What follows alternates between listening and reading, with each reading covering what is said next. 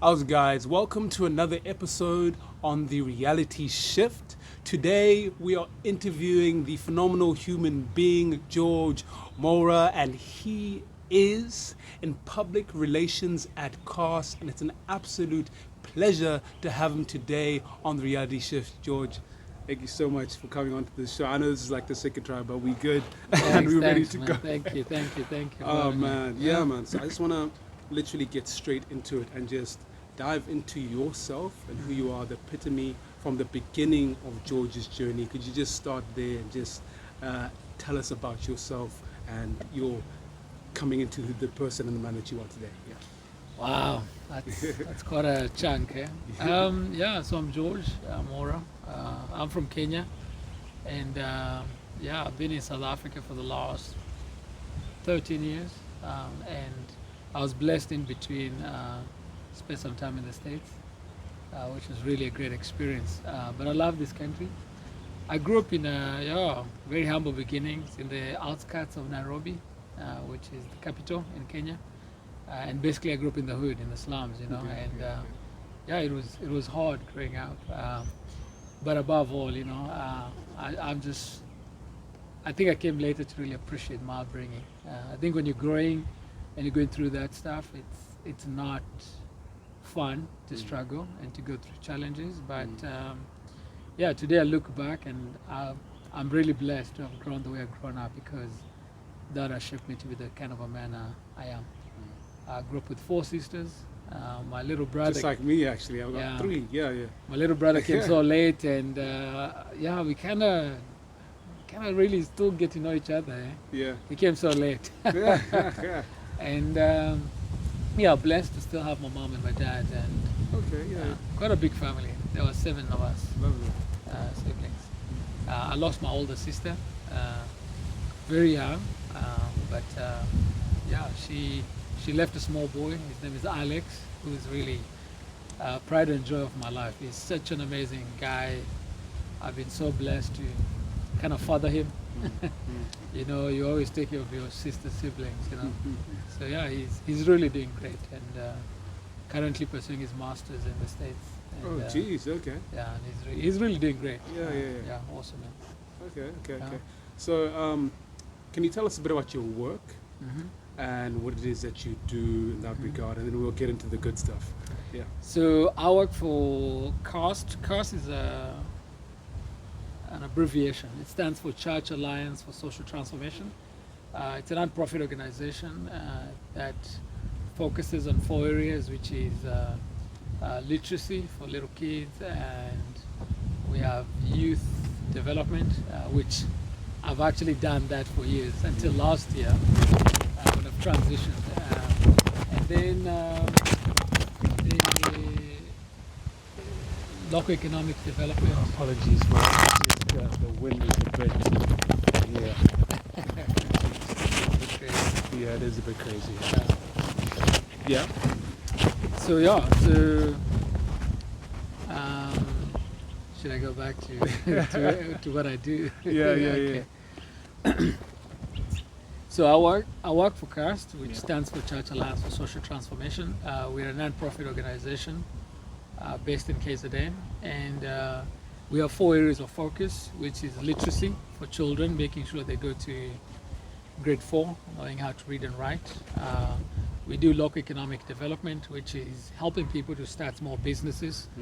I find something interesting in South Africa. A lot of young people, or most people, want to get employment, but we try and encourage people to start be their own bosses, start small businesses in the community. And then we do relief. People are really struggling, and there are people who can't find employment.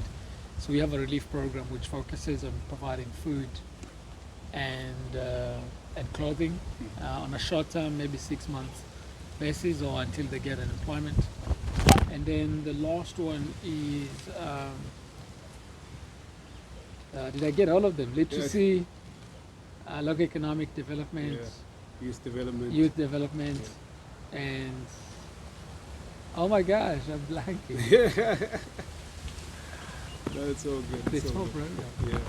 Yeah, youth, children, LED, and relief. Okay. I think I mentioned all of Yeah, them. you did. Yeah. You did mention all of them. Sorry about that. So no, it's all good. Yeah. It's all good. Yeah, and I love it. How I got into C.A.S.T is in 2007. I was blessed to come to South Africa for a gap year program, and that was an amazing opportunity. It was really life changing because it was the first time leaving the country. I was just passionate about working with young Or leaving, people. was it America or you Living came- Kenya, yeah, living from Kenya, Kenya, yeah. from South Africa first. Coming to South Africa first. Okay, yeah, okay, yeah, okay. yeah. I was here 5 years before I went to America. Okay. And yeah, those early years were life changing. You know, just Yeah. leaving your country, leaving your family, leaving everything, and coming to a foreign country. Yeah. I knew though it was exciting because of the opportunity that would present. But at the same time, there was the fear of the unknown. You know, stepping into the unfamiliar territory. So yeah, it was kind of a very interesting space, but also it really shaped me a lot, a lot. If there is one thing I can encourage anybody, Yeah. is to try get out of your familiarity. You know, they say, Yes, and push the box, you know, that yeah, you've been, and be exposed to Yeah. different kinds of stimulus and that kind Exactly, of yeah. thing. Yeah. they say, you know, man is a product of his environment. And that is really powerful You because change the environment. the environment can also, it informs who you are, you know, whether in a good or a bad way. So for me, I had just grown up in the hood. All I knew was the hood. Then I moved to South Africa, and I was very fortunate to end up in the suburbs, and that was a complete shift of my world. Yeah. It was the first time having cable TV. You know, it was Yeah, the yeah. first time living in a place where there's walls around Yeah, you, yeah. and you know you didn't know your neighbors. You know, Yeah. there's good and bad. You didn't know. You didn't know. You know. You know your neighbor. You know, those Oh, are interesting years. You Yeah, know, yeah, my yeah. early years in South Africa. It was also great because I was fully immersed into another culture. You know, predominantly white community, and had never had interaction of more than 10 minutes prior to that with a white, you know, like white culture. Yeah, yeah. So I knew it was going to be challenging, but I was also open to learning new things, embracing a new way of doing life, and seeing what is the good of these and what are the challenges of these, and also maybe unlearn some of the things I had just learned that were different. You know, it's one thing when you get immersed into a culture rather than learning it from an outside perspective. So I would say it was really a blessing also in disguise. And then when we started C.A.S.T, which was amazing, was in my early years, I was here when C.A.S.T was formalized or started. Really? Yeah, Jeez, yeah, that's definitely, yeah. Okay. So I would go to Claremont, which is in Quarterbaker, Yeah. and I would spend That's time. right, yeah. Yeah, I was so bored in the suburbs, Yeah, man. yeah. I just decided Yeah. I need to go out in the hood. Yeah. I'm missing the hood. I'm Yeah. missing Yeah. just talking to people, man. Here you have everything. You know, you have food, you have everything. But I was just so over it, man. I was like, without people, without human beings, all this is nothing. We challenged a little bit my thought of what it means to really be successful. Because you think, oh, one day I'll have a nice house, I'll have everything, but here I was experiencing all this stuff, and I'm like, it's still is not. Yeah, it's You not. know? That's so profound. So that was really mind blowing, man. Yeah, yeah. You know, it was just like, wow, I had that as a dream. I think I need to adjust my dream of what really a beautiful life looks like in the future. So yeah, so when they started putting cars together, I had just started working in Claremont with the youth. Yeah. I was actually, funny enough, just sharing my story about how I got to South Africa, because it was also a miracle how I got here, because growing up in the hood and trying to finish high school and finishing high school miraculously, and then trying to figure out what do I want to do with my life. I had this passion of working with just inspiring young people. I would say my faith really played a big part to really changing my life, because I was very active in my church, and I used to work with the youth, and I used to like kind of pull off these gigs, and I won't know how God would provide for us to do that. But it was trying to challenge young people to kind of also look up to God. As much as we're struggling in the hood and nobody can help us, maybe God can. And I had started to see some doors opening for me, especially with my high school. I had just finished primary school, and then here I was 2 years at home, not going to school, and then I just prayed one day. I say, God, man, like, are you really there? Do you consider people in the hood your people? Like, why are we all suffering and nothing is happening? Then God just, one day I remember this guy walking to me and he was like, George, would you like to go back to school? And I was like, are you kidding me? As in, like, is God hearing me? Yeah. And experiencing that miracle and being able to go back to school, and also being able to really make the most of that opportunity to go back to school. And then from there now being open to other opportunities later, because when this opportunity came to come to South Africa, there was these guys that were just training people in youth work. And I was like, I'm kind of keen because I'm very active at church, but I'd like to figure out how do you empower your community? How do you help people rise out of poverty and challenges like that? So when the opportunity came, I just said, you know what? People talk about getting visas being hard, you know. I don't know where I'm going to get the ticket, but I'm just going to apply for this opportunity. And somehow God just worked out things, and I got accepted to this amazing organization called J Life Africa. And then they're based in Joburg. So I came for a gap year, and that gap year also was just another opening that transformed my life. I ended up in Westfall, and I'm car studying, and I'm doing this work in Claremont. And as they're formalizing C.A.S.T, they were like, man, we love what George is doing in the hood. How do we make that part of what we do? And at the time, I wasn't doing much. I was just doing sports, using sports to connect to the youth. And funny enough, I couldn't speak Zulu, but the sport was bringing us together. They'll bring their broken English. You know, I'll bring also my broken Zulu. And in between, you know, we get getting into each other, man. And I look back now, 13 years, man. It's amazing the stuff God has been able to do in the hood. And just to use us as an organization to really, really get to the heart of what does it really mean to uplift people from poverty, not to be a handout organization, but actually holding people's hands. That's so important. In that journey to realizing their dreams, you know? So man. And isn't that the tagline for C.A.S.T? What is it? I'm sorry. Move beyond poverty. Move beyond charity. Move beyond charity. Yeah. And I think that's so profound and so it makes complete actual sense, because I think there's a lot of organizations and a lot of persons where there's talk and then the actual, you know, as you're saying, bringing people on, there's no action and consistency and transformation. And I think that's why, as well, when, you know, Feel also somehow got me to the fold, and when I, you know, came and I met you guys, I could feel there was a different kind of energy. You know, really different kind of energy. So that's just, you know, my take in that regard. You're getting me fired up. I have this phrase which is so close to my heart. And it's this idea of, it's one thing to read about poverty. You know, we can study poverty. You can go to university and get a degree and learn how to work with the poor and all that kind of stuff. But it's another thing to experience poverty. So I'll give an example. During the lockdown, you know, we knew a lot of people are going to be struggling because we do relief work, we do feed people.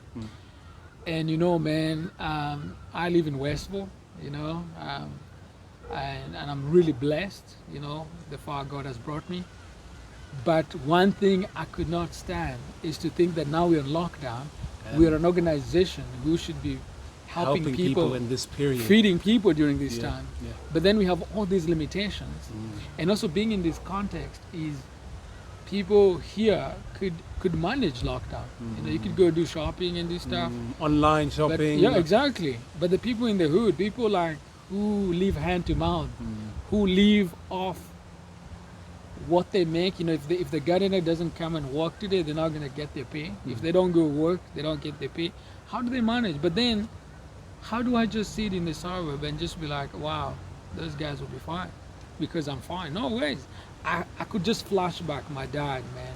And that's your power. You know, he worked piece jobs, and I knew my dad, I knew what it meant to sit home.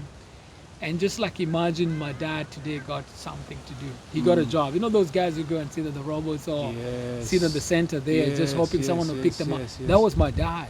And I would just say, man, I hope someone picks up my dad because last night we didn't eat.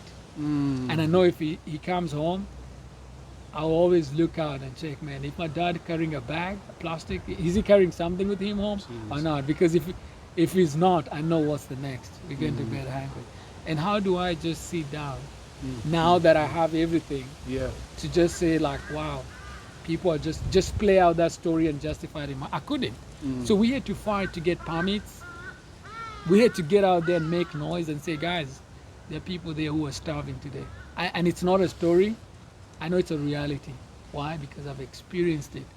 And I know when I'm driving in the hood, when I see people that have, some of the boys we work with in the community, I know their situation, I know their moms, and I can feel their pain because I've experienced that pain. But you know, sometimes when we haven't experienced it, you just have like that. It's hard, man. It's just like a feeling for the moment. For me, it's deep down in my every day.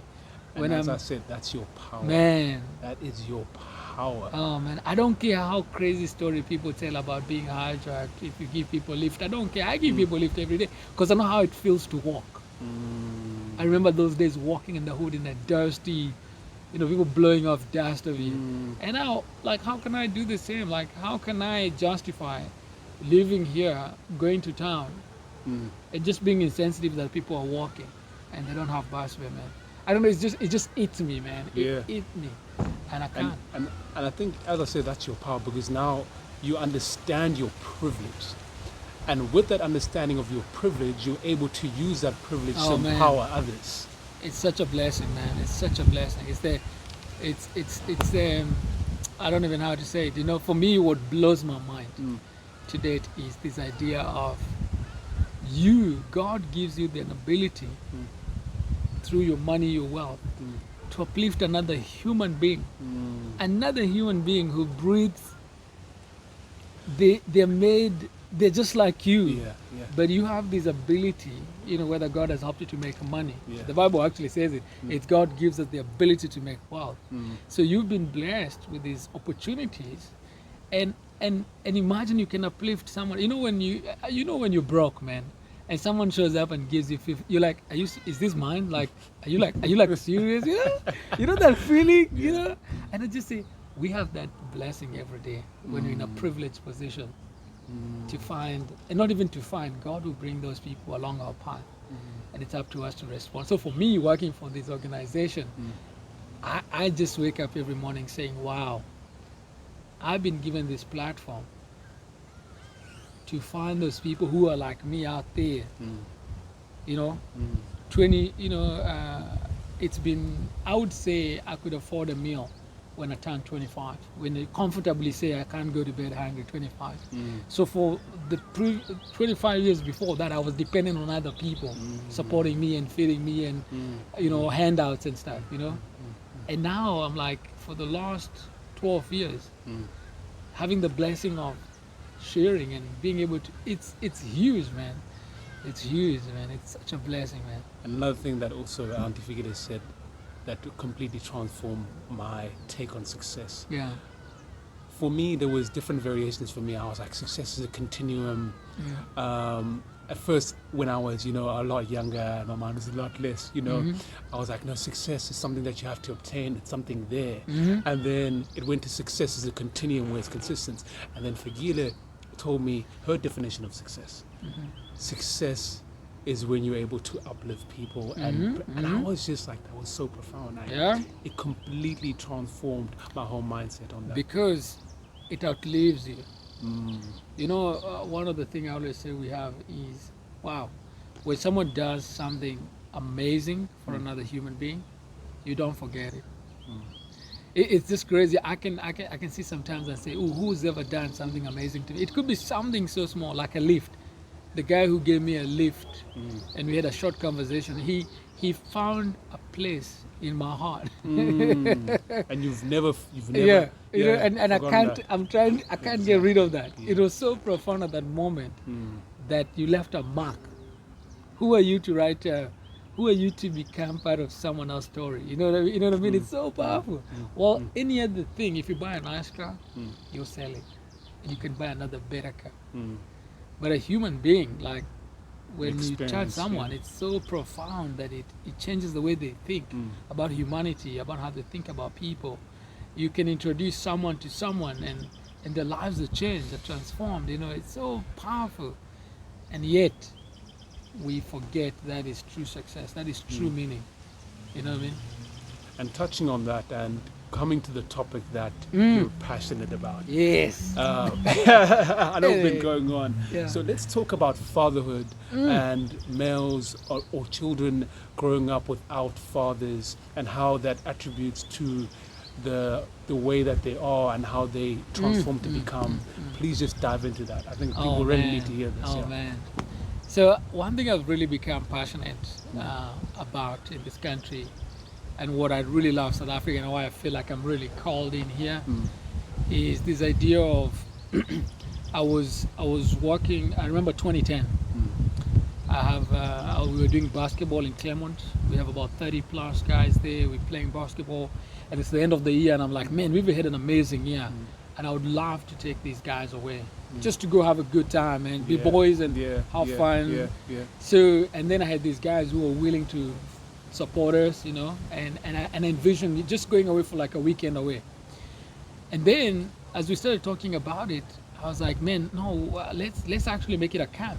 You know, let's make it a place where we can go out and spend the weekend, but also make it a program, make it a place to learn. Initially it was a fun thing. Now it's like, let's actually make it a place where we can learn about, connect with God, you know, connect with ourselves, trying to figure out, you know, where we're going, you know, talk about vision, you know, and stuff. So when we got there, I remember asking the boys these 3 questions. We had 55 boys. And I asked them, we took 55 guys. We actually tapped into other areas of our program because we were in 4 sites: Claremont, Lamontville, Durban Central, and we were in 4 sites. So we just picked up a few boys and we took 55 of them and asked them these 3 questions. The first question, in what way has your dad had a positive impact on your life? The second question was, in what way, you know, what negative impact has your dad had in your life? And then the last question, in what way do you want to become a better man? You know, because actually we ended up theming our camp Boys to Men. You know, it was so funny. It was this idea of like, we want to live here as men. You know, it was like a boys to men conversation, you know, moving from being boys to being men. And what was the result of man, 75% of those boys shocked me. I've never picked up that because I'm a foreigner, you know, I'm a Kenyan. I just assumed all these boys go home to mom and dad. Really? 75% of them say to me, George, I don't have a dad. I'm like, are you kidding me? Let's go back to Kenya. Good example. Let's go back to Kenya. Yes. Because now you're saying that... It shocked me. Really? So let me tell you one thing. Jeez. I came to realize, and I hope I don't get in trouble with the whole Ebola thing. I was not familiar with the whole dowry system here, how it's a big deal, like getting married and stuff like that. In Kenya, I would say it's there, but it's not glorified. Okay. It's not a big thing. Okay. So what happens in Kenya, is if you love a girl and you approach the parents, also because of poverty, is people tend to, if you're a responsible young man and you can like afford to raise a family, let's say you have a small job or a small business, a lot of people are very entrepreneurial. So a lot of people, they're selling stuff on the side of the road. You know, you don't just find one tuck shop in one street. There's like 20 tuck shops, you know, in a community. So what happens is a lot of people doing stuff, and what happens if you get a girl pregnant? First of all, you know, the parents are involved there. They're like, hey, what's going on here? Why, you know, why did you do this and stuff? And then, depending on their age, sometimes parents are willing to give up their kid even when they are young, as like 15, 16. I don't know. They're willing to say, if this guy can take care of this girl, we're willing to give her for marriage. Okay. It's also a sad situation, but it makes the responsibility of that pregnancy be for the boy. So you might have to drop school. You might have to give up your dreams and take this girl, and you become the dad. That at least in the slums where I grew up, that was the norm. You make a chick pregnant, you're responsible, man. You become a dad. You know what I mean? So and what was interesting is you the community they don't condone it. But what do? They rather they see at least you're being responsible. At least you're not just having a kid without a dad. So a lot of my friends, though we grew up in poverty, like really poor, we had moms and dads at home. And one of the things that was very hard to convince a lot of folks when I came to South Africa is to convince that I have a mom and dad, but I'm still having to send support back to Kenya and help my family because there were 7 kids. You know, you just have kids. There's no family planning. You know. Yeah. But then what I realized was my mom, she had to drop school when she was 15. She had my sister, and that means she couldn't continue with her school after grade 7. She had to drop out and get married. You know what I mean? Yeah. And then my buddy just took her in and they got married. So my dad also gave up his educational ambitions to get married, and he had to go hustle and have a family very young. Yeah. You know what I mean? So you find people are poor not because it's just because they put themselves in a situation that couldn't allow them to pursue other things, and the society said, no, you have to become a dad. You have to become a man. Does that make sense? And then a lot of young men, especially in my culture, they go through initiation when they're 14, 15. The society says you're a man now. Yeah. Before you go to high school, you're a man. That is characterized by circumcision. You know, you become a man. Yeah. So when you're 16 and you make a girl pregnant, the society has told you you're a man. So you assume the responsibility and become a man. So when I came here, I didn't know that. So I started realizing, wow, there's so many other factors that causes, you know, fatherlessness here. You know, where lobola is one of the factors, you know, but also there's a lot of issues that make just coming together, being married is a shameful thing.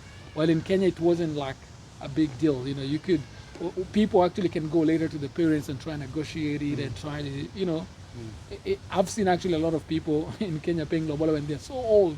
Yeah, they say, oh, yo, you can't marry that girl because your dad never did this, so you need to go and sort out this. You know what I mean? It's like you're actually sorting out your dad type of thing. So because of that, I was like, wow, are you serious? And that whole thing just changed how I did sports. Because we started thinking now, wow, we have a big problem. We're challenging young men to be accountable, to be responsible, but they're going to homes where they're no men, they're not role models, you know? So how do we change our coaches? How do I start becoming a role model? At the time I wasn't married, or having kids, I wasn't a dad. But also one thing I learned from the boys we had with, they looked up to me, man, as a big brother, man. They were looking to me to model, what does it mean to be a man? What does it mean to be a man, you know? And I remember, man, this journey, I was like, man, I need to like really dive deep into this thing. And then 2012 came, 2 years later, and I'm like, man, are we really making a dent? So our camp Boys to Men became a solid focus to, we need to find mentors, we need to find role models in the community, we need to find people we can bring alongside these guys who can mentor them and guide them and direct them. Because the sad reality is if there's nobody guiding the man, the young man, the society is. But who's the society? You know, what they see there is what they want to become, but what are they seeing? What are they hearing? You know, because again, as a man thinketh, so is he. And what forms your thoughts is what you see, what you hear. You know, and I just said, man, we need to create an alternative voice. We need to have a voice that is saying to these guys, you can one day have a family. Do you know it's your right to become a dad one day? And most of them are like, no, I don't have a say, man. So can you dive into a bit of that as well? So what are the factors that are hindering the psyche of the boy child from thinking? So you said it's not having a male figure, it's lobola. I think also the other thing that is lacking in the community is good role models. Role models. Yeah, I think there's such a lack of fathers, good fathers. If you ask most of the guys, do you have a guy like a father that you look up to? They have an idea of what they long for or what they're missing, but they don't also see it modeled. So like, you know, it's like they want to become and they want to aspire to become, but then they don't see it. They need to see it modeled. You know what I mean? It's not something that you just teach. They need to see that. So one of the things we're doing is try and match them with a good father. Find a good dad, someone who's good to their kids, and say, I want this guy, he's going to be your mentor. And you're going to see. So one of the guys will be like, wow, George, man, I can't believe this guy actually, he sits down and have a conversation with his son. Because for us, all I see in the hood is Bali shouting at us. They're telling us, you're going to be a skeleton. You know, they just, there's so much negativity thrown at us. And that just gets ingrained in the subconscious, and it becomes your reality. Becomes very toxic, yeah. So that's the one thing. And then the other thing, which I think is huge, is a lot of, I don't want to get in trouble again. Yeah. A lot of guys are growing in with moms, and the moms are great moms. But I'm telling you, there's no way you can replace. A mother cannot replace a father. There's just that inborn desire for a guy to just To get relate. that guy to relate to Yeah. a man, you know. Yeah. And there are mothers who play father role, but I'm telling you, it's so hard to replace that. It's just inbuilt in us. It's the same way I always say, guys are made for adventure. Guys are made to go out there and conquer. We always feel like we want to go and rescue someone. It's just in us. You wanna. It's not the ego. It's just like you feel like the only way It's I'll a feel like I'm nature. complete It's a is nature. if I can make something or Yeah. break something Yeah. or fix something. You know. Yeah. And that's just in us, and it's just gonna be molded better if there's a male figure there. Yeah. And what I normally say, you can find that in an uncle, Yeah. you can find that in a brother, you can find that in another male figure. So Yeah. what I say to single moms is, I'm sure you have a guy, friend or someone you really can encourage to say, hey, why don't you spend some time with my boy? Because there's it works until a certain age it doesn't work. Okay. Where the guy starts seeking this somewhere else, and if they're not getting it, it's going to come out in wrong places or be manifested in another wrong way. Yeah. So it's such a gap there. But at the same time, there's good news. We can fix that. I've seen guys we've matched with mentors that have turned around completely. They were going in a certain direction, and they started realizing, wow, I thought that was what it meant to be a man, and then they realized, wow, that's not what it means to be a man. This is what it means to be a man. And one of the things I've seen now Yeah. that I'm really proud of, there are guys who had made, or even now they've made girls pregnant. You're gonna make mistakes, but one thing we've emphasized is being a man is being there for your child. It's breaking the cycle, saying, I didn't grow up with this. Man, you know how much that has damaged you, the longing. I've had older guys like just break when we start talking about fatherhood, and I say to them, like, tell me a little bit about their dad. Some of them are still hurting. They are hurting, they cry, they break. Guys Break who are down. Macho. I'll meet guys who come from gym, and then Yeah. you touch this topic, it's like you touch their soft spot and they start breaking down and crying. And then, once we start talking and create a healthy environment, they start realizing, oh man, the same heart I've been experiencing, I'm putting my kid without knowing through it. Because they just feel like I'm not man enough. How can I be there for and I say to them, no, dude, it's not perfect. It's not perfect. Kids are not asking for all the kids want is your presence. All the kids want is this conversation me and you are having. That's what your kid wants. It's not the toys and the stuff we buy for them. It's you. It's you, man. So let's get into that. How has this experience, before pre having a family and getting into that environment, and post now as a father and as a husband? Oh man. Yeah. So I'm really blessed. I have 2 boys. Yeah. It's so funny. I used to call the guys, all the boys who work in the hood, I used to call them my boys. Yeah. And it's funny, it's like God was preparing me. Now He's giving me 2 boys. So I have a 5-year-old and a 2-year-old. And actually, in a minute now, we're expecting a girl. So she could arrive in a minute. Congratulations, I hope my phone is not ringing. Oh, is that why you? Congratulations, I'm like man. on standby, yeah. Oh man. But one thing I've come